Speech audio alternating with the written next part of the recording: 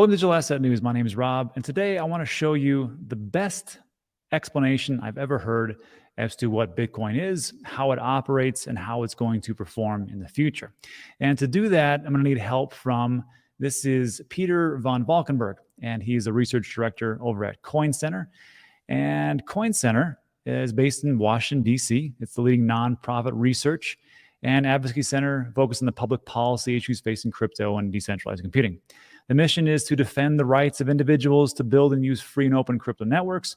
They do this by producing and publishing policy research, educating policymakers, which they're going to show you how they do that, and the media about crypto, advocating for sound public policy, and by engaging in litigation to defend digital civil liberty. So if we take a look here, that right there is Peter on the right-hand side, and he's testifying before Congress. And I wanted to make mention that he is sitting right next to Dr. Robini, and you may know him as Dr. Doom, who this guy is pretty negative on crypto, specifically Bitcoin, digital assets, and just all around negative guy about everything that has to do with economies and digital assets and monetary policy and everything you can think of.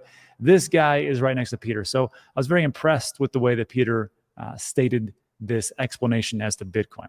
And I'm going to show you this quick snippet. It's about 6 minutes long. And I encourage you to share this with your family and friends and the people who don't understand, like, what is Bitcoin? Is this a scam? Is this going to be around for quite some time? What really is it? What does it do? And it's perfectly laid out here by this gentleman here. So just take a listen, and I'll be back after the video. Chairman Crapo, Ranking Member Brown, members of the committee.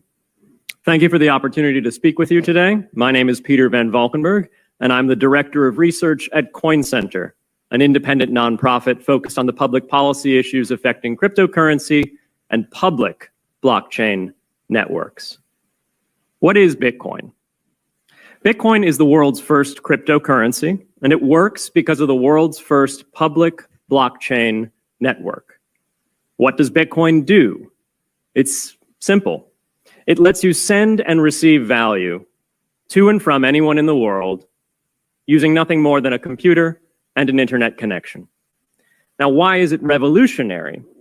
Because unlike every other tool for sending money over the internet, it works without the need to trust a middleman.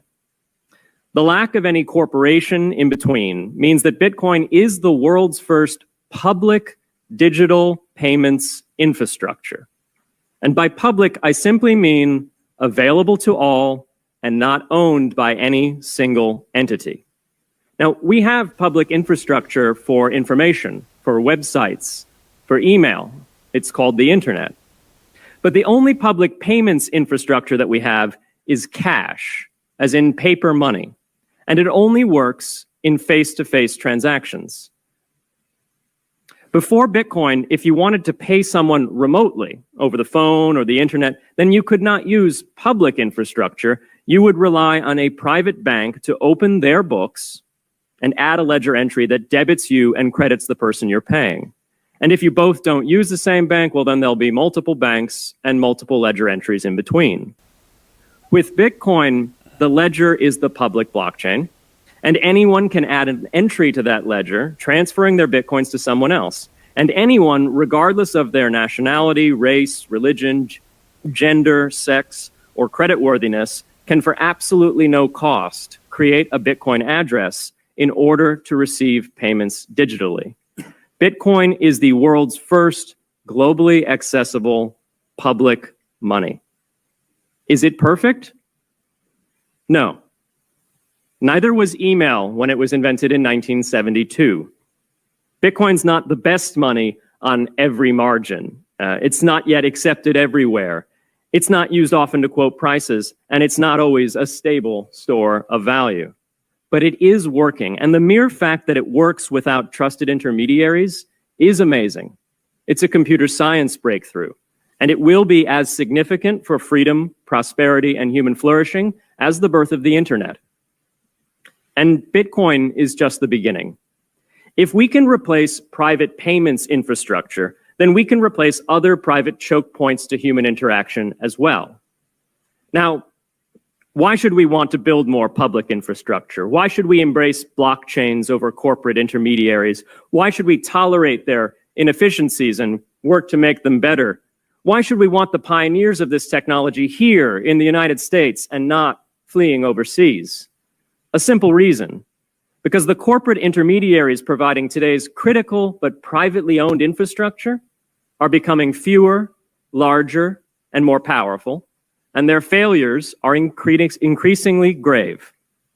So roughly half of all Americans, 143 million people, had their Social Security numbers exposed to hackers because of a breach at Equifax. The SWIFT network has relayed hundreds of millions of dollars in fraudulent transactions because of hacked member banks in Bangladesh, Vietnam, Ecuador, and Russia. The FBI suspects now that the largest of these hacks was perpetrated by North Korea. Corrupt, low-level employees at an Indian bank, Punjab National, were able to fraudulently certify SWIFT messages, stealing $1.8 billion. It's the largest electronic bank robbery in history. In fact, it's the largest bank robbery in history. In October 2016, an estimated 1.2 million internet-connected devices were hacked and turned into a botnet that for several hours made prominent websites unavailable across Europe and North America, including CNN and Fox News, the New York Times, and the Wall Street Journal. Increasingly, physical machines are being connected to the internet to augment their capabilities. They're wired through servers that are owned and maintained by private and trusted intermediaries, the so-called Internet of Things. Pacemakers from St. Jude's Hospital have been hacked. Baby monitors from TrendNet have been hacked.